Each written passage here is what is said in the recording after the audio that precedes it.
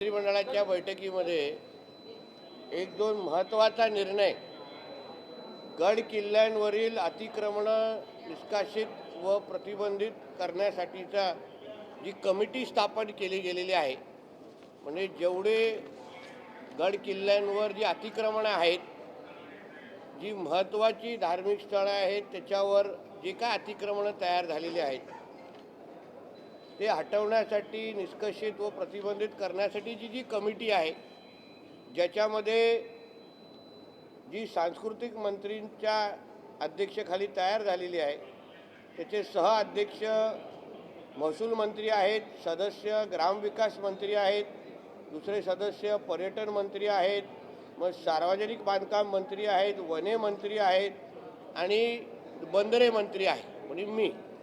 यासाठी मी आदरणीय मुख्यमंत्री देवेंद्र फडणवीस साहेब आणि आमचे दोन्ही उपमुख्यमंत्र्यांचा मनापासून आभार मानेन की अतिशय महत्त्वाचं आणि ऐतिहासिक काम करण्याची जबाबदारी ज्या कमिटीला दिलेली आहे, त्या कमिटीमध्ये त्यांनी मलाही सदस्य म्हणून घेतलेलं आहे. यामुळे गड किल्ल्यांवर आणि महत्त्वाच्या जे काही स्थळं आहेत त्याच्यावर जी अतिक्रमणं होतात, जी हिरवी चादरं टाकले जातात, जे थडगे बांधले जातात, जे अनधिकृत आहेत, ते काढण्याची जबाबदारी जे कमिटीमध्ये आहे त्याचा सदस्य मला बनवलं असल्यामुळे खऱ्या अर्थाने हे असंख्य हिंदुत्ववादी विचाराचे कार्यकर्ते जे वर्षानुवर्ष यासाठी लढत आलेले आहेत, संघर्ष करत आलेले आहेत, आंदोलन करत आलेले आहेत, त्यांना न्याय मिळवून देण्याच्या दृष्टिकोनातून ही कमिटी मोठा हातभार लावेल. आणि म्हणूनच यासाठी मी आदरणीय देवेंद्र फडणवीसांचं मनापासून मी आभार मानतो. हिंदी में बताइए किस तरीके से गड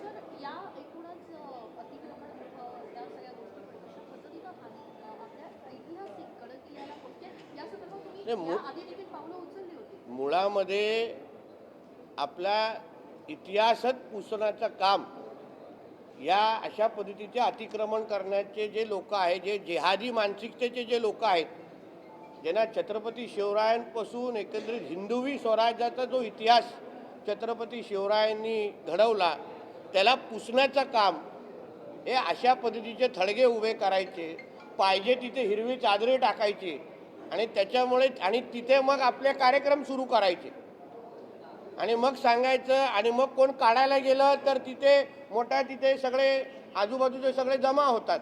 म्हणून ह्या सगळ्या गोष्टी आता आमचे सगळे गड किल्ले जिहादमुक्त करण्याचे एक चांगली जबाबदारी या कमिटीवर आले असल्यामुळे या संधीचं सोनं आम्ही निश्चित पद्धतीने करू. हा संपवतो येतो.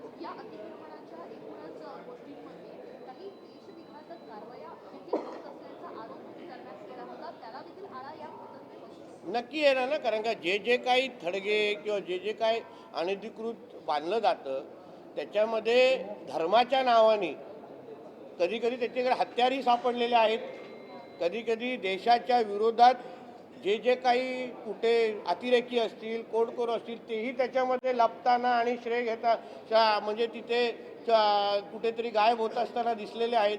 म्हणून ही सगळे प्रकार मुळामध्ये आमच्या गड किल्ल्यांवर कोण वाकड्या नजरेने बघताच कामा नाही, कोणाची हिंमतच होता कामा नाही. पण हे जे काही हिरवी चादर टाकण्याचे जे काही प्रकार सर्रास हल्ली आपल्याला बघायला मिळतात ते सगळे बंद करण्याची जबाबदारी आता ह्या कमिटीच्या निमित्ताने आमच्या खांद्यावर आलेली आहे. म्हणून मी आत्ताच आपल्या ह्या पत्रकार परिषदेच्या माध्यमातून जे या थडग्याच्या आजूबाजूला बसून माझी हे पत्रकार परिषद बघत असतील त्यांना सांगेन, आत्ताच आपली हिरवी चादर गुंडाळा, घरी घेऊन जावा, नाहीतर उद्या अगर आम्हाला काढण्याची पाळी आली तर आम्ही तर कोणाचं ऐकत बसणार नाही. सर, याला जोडून विचारतो, याआधी अफजलखानाच्या कबरीजवळचं अतिक्रमण हटवण्यात आलं होतं, मात्र विशालगड किंवा काही गडकिल्ल्यांवरती जी अतिक्रमणं झाली होती ती हटवण्यासाठी एक डेडलाईन सरकारने ठरवली होती. मात्र ती डेडलाईन उलटल्यानंतर ही अतिक्रमणं कायम दिसत आहेत. आता तुम्ही स्वतः या ठिकाणी व्हिजिट करणार आहात का, काही बैठक घेणार आहात? नाही, आम्ही जे करू ते आमच्या पद्धतीने करू आणि तुम्हाला न सांगता करू, असं आहे. खरं आम्हाला जे करायचं आहे ते मीडियासाठी करायचं नाही आहे.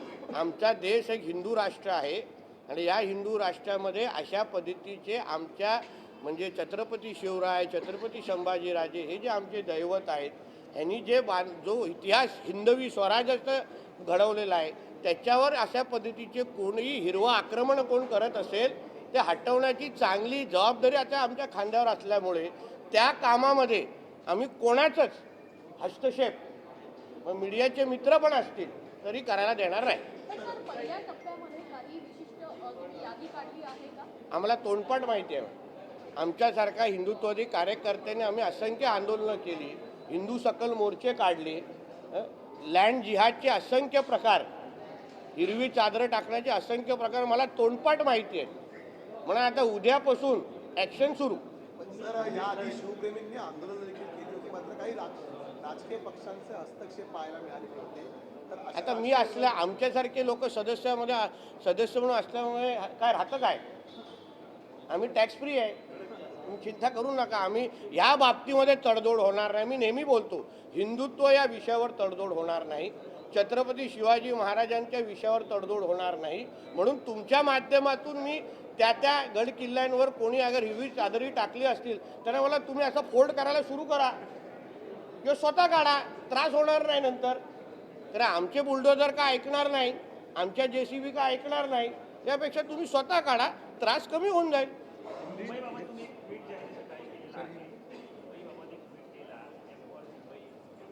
तर मुंबईबाबत केलेलं ट्विट हे कोणाला अमान्य हे सांगा ना. मुंबईचं DNA मुळात हिंदुत्वाचं आहे. मुंबई आय लव्ह महादेवलाच मानणार आहे, इथे दुसरं कुठलंच आय लव्ह चालत नाही. कोणाचेच लाड आम्ही सहन करत नाही. म्हणून जे सत्य मुंबईचं आहे, Mumbai is equal to Mahadev, म्हणजे मुंबई लव्ज महादेव स्पष्ट आहे. आणि त्याच दिशेने महादेवाला वर प्रेम करणारा प्रत्येक व्यक्ती, महादेवाच्याच विचारांवर चालणारा व्यक्ती मुंबईचा महापौर म्हणून तिथे बसवणार. दुसरे कुठलेच आय लव्ह इथे चालायला देणार नाही. ती नौटंकी करायची असेल तर पाकिस्तान, इस्लामाबादवर निघून जावं. आम्हाला तशी पण मुंबईत घाण नको आहे. मुंबईत 25 वर्षात काय काय केलं असं आदित्य ठाकरेंनी काल लेखाजोखा मांडला. हो, बांगलादेशी वाढवले, रोहिंगे वाढवले, त्यांना आधार विधार कार्ड करून आपलं मतदान वाढवलं, त्यांना अनधिकृत पाण्याचं कलेक्शन दिलं, त्या BMCच्या जमिनींवर 4-4 फ्लोरचे मदरसे बांधले, त्याच्यावर अनधिकृत मस्जिदी बांधली. त्याच्या पण जरा 4 तासाचं प्रेझेंटेशन करायला सांग ना त्याला. नाहीतर मी करतो, दाखवतो, मातोश्रीच्या समोरच स्क्रीन लावतो पाहिजे तर. त्यांनी चॅलेंज केलंय की आम्हाला नाही, मला आता लहान मुलांना चॅलेंज करायची सवय नाही. नितेशजी, या अशा आंबट गोष्टी मी करत नाही.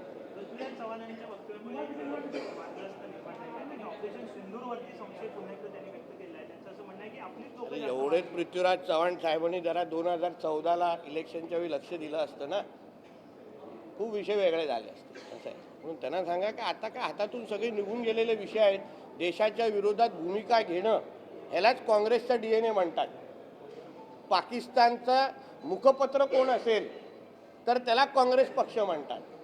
मुस्लिम लीग, आता केरळमध्ये जे त्यांचे उमेदवार निवडून आले काँग्रेसचे या महापालिका निवडणुकीमध्ये, नगरपालिका काय, त्याच्यामध्ये त्यांच्या विजय मिरवणुकीमध्ये पाकिस्तानचे झेंडे होते, हिरवे झेंडे होते.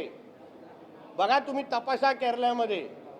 तर अशा लोकांकडून तुम्ही पाकिस्तानचीच बाजू घेत असताना तुम्हाला ऐकणार, हे काय कधी भारताची बाजू घेणार नाही. नितेशजी, जिस तरीके से एक आखरी ले लेतो. वसई विरारमध्ये आता तुम्ही ज्या प्रकारे लक्ष घातलं होतं मुलाखतीसाठी घेतलं होतं, मुलाखतीसाठी लक्ष कुठे आघाडी घातलं? आता भाजपला एक लक्षात घ्या, माझ्या पक्षाने दिलेली मला ती एक इंटरव्ह्यू घेण्यासाठी जबाबदारी होती. अधिकृत काय मला कळवण्यात येईल मी तुम्हाला कळव. उगा तर तुम्हाला जबाबदारी तुम्हीच आता करणार करून माझी विकेट काढू नका. मुझे ये बताइए कि महाराष्ट्र भर के जितने भी छत्रपति शिवाजी महाराज के गढ़ किले थे उसमें से इंक्रोचमेंट हटाने की समिति बनाई गई है, किस तरीके से काम? देखिए, मैं आदरणीय मुख्यमंत्री हमारे देवेंद्र फडणवीस जी का और मेरे दोनों उप मुख्यमंत्री का तहे दिल से मैं उनका धन्यवाद मानूंगा कि जो गढ़ किलों के ऊपर जो अतिक्रमण है, जो इंक्रोचमेंट है, जो जिहादी मानसिकता के जो लोग हैं, उसको हमारा जो छत्रपति शिवाजी महाराज ने जो हिंदवी स्वराज्य का इतिहास जो रचा है उसको नष्ट करने का काम, इस तरीके के जो लोग जो गढ़ किलों के ऊपर अतिक्रमण करते हैं उसको हटाने की जो समिति बनाई है उसमें मेरे को सदस्य बनाया है। ये बहुत बड़ी जिम्मेदारी है। हमको महाराष्ट्र में किलों को जिहाद मुक्त करना है। मतलब जो जिधर भी हरी चद्दर बिछा देनी कि उधर फिर बाद में मदार और सब खड़ा करना, फिर उसके बाद फिर अपने त्यौहार करना, ये सब जो हमारे गढ़ किलों के ऊपर इंक्रोचमेंट के नाम पे जिहाद करने का जो कोई कार्यक्रम था उसको रोकने की बहुत बड़ी जिम्मेदारी ये सदस्य ये कमेटी के कंधों पे डाली गई है। एक हिंदुत्ववादी विचार का सोच का कार्यकर्ता बनने के नाते हमें बहुत सारी आंदोलन इस बारे में हम लोगों ने की थी। इसलिए आने वाले वक्त में महाराष्ट्र में जितने गढ़ किले हैं वो आपको जिहाद मुक्त तो जरूर दिखेंगे। आज ट्वीट किया आपने कि M for Mumbai, M for Mahadev. कुछ लोगों को इस ट्वीट का चुभन भी है। नहीं, क्योंकि उनको मुंबई का डीएनए मालूम नहीं है। मुंबई का डीएनए ही हिंदुत्व का है। मुंबई में हर एक आई लव महादेव वाले ही रहते हैं। आई लव बाकी वाले पाकिस्तान इस्लामाबाद में चले जाएंगे तो हमको कोई उनको रोकने वाला इधर कोई नहीं है। और आई लव महादेव मानने वाला ही व्यक्ति मुंबई का महापौर बनने वाला है। बाकी आई लव वाले पाकिस्तान इस्लामाबाद में गेट आउट हो जाए कोई रोकेगा नहीं उनको। हमको वैसे ही मुंबई में गंदगी नहीं चाहिए। लेकिन जिस तरीके से आदित्य ठाकरे 25 साल का अपना ब्यौरा बताते हैं कि कैसे भाई इसलिए बताया ना 25 साल का आदित्य ठाकरे और उनके फैमिली जो कोई है। बाला साहब ठाकरे को मैं अलग गिनता हूँ। उनका और आदित्य ठाकरे उद्धव ठाकरे का कुछ संबंध नहीं काम के बारे में। हाँ, और आदित्य ठाकरे ने कभी तो उनके बीएमसी के कार्यकाल में जो यहाँ बांग्लादेश रोहिंग्या मुसलमान जो आके उन्होंने बिठाए उनका कभी हिसाब देंगे क्या? उनको लाइट पानी आधार कार्ड वोटिंग राइट उनको जो दिया उसके बारे में बताएंगे क्या? हमारे हिंदुओं को मारने के बजाय नल बाजार भेंडी बाजार में जाके हाँ उनको जाके मराठी बोलने का सिखाएंगे क्या? कभी तो मदरसा में कभी तो मराठी बोलने को सिखाने को बताएंगे क्या? इस सब का भी ज़रा हिसाब बताना चाहिए ना। हम बाला साहब ठाकरे जी का अगर लेगेसी अगर बताते रहेंगे तो वो हिंदुत्व की है। 92-93 के राइट के बारे में बाला साहब ठाकरे ने ही मुंबई को बचाया है। इनके जैसे मुंबई को लूटा नहीं है। इसलिए मुंबई का हिंदू जो आज जिंदा है उसका कारण बाला साहब ठाकरे और हमारे हिंदुत्ववादी कार्यकर्ता है। और इन्होंने प्रेजेंटेशन देना हो ना कितने रोहिंग्या बांग्लादेशी तुम्हारे माध्यम से इधर आए हैं उसका भी कभी तो हिसाब देना चाहिए ना। पृथ्वीराज चौहान जो सैनिकों के ऊपर सवाल खड़े कर रहे हैं, सेना के ऑपरेशन को फेल बता रहे हैं, कैसे? कोई भी कांग्रेस के नेता इस तरीके का बात करे तो आपको अभी आश्चर्य लगने की जरूरत नहीं लगनी चाहिए कि कांग्रेस ये पाकिस्तान की जुबान बोलने वाली पार्टी है। जो पाकिस्तान को चाहिए रहता है जिसके वजह से उनको खुशी होती है वही वैसे का वैसा आपको कांग्रेस वाले बोलते हुए दिखेंगे। इसे पृथ्वीराज चौहान ये मुस्लिम लीग और आईएसआई और इन जैसे ही लोगों की बात करते, बाकी नया कुछ नहीं है।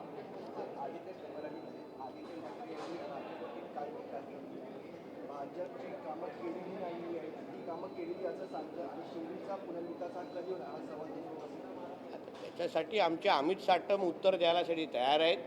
तुम्ही त्यांना विचारणारे प्रश्न मला विचारू नका। आमचा मुंबई अध्यक्ष अतिशय सक्षम आहे।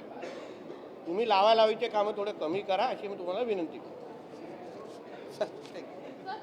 काय काय काय ते काय झालं त्याला अजित दादा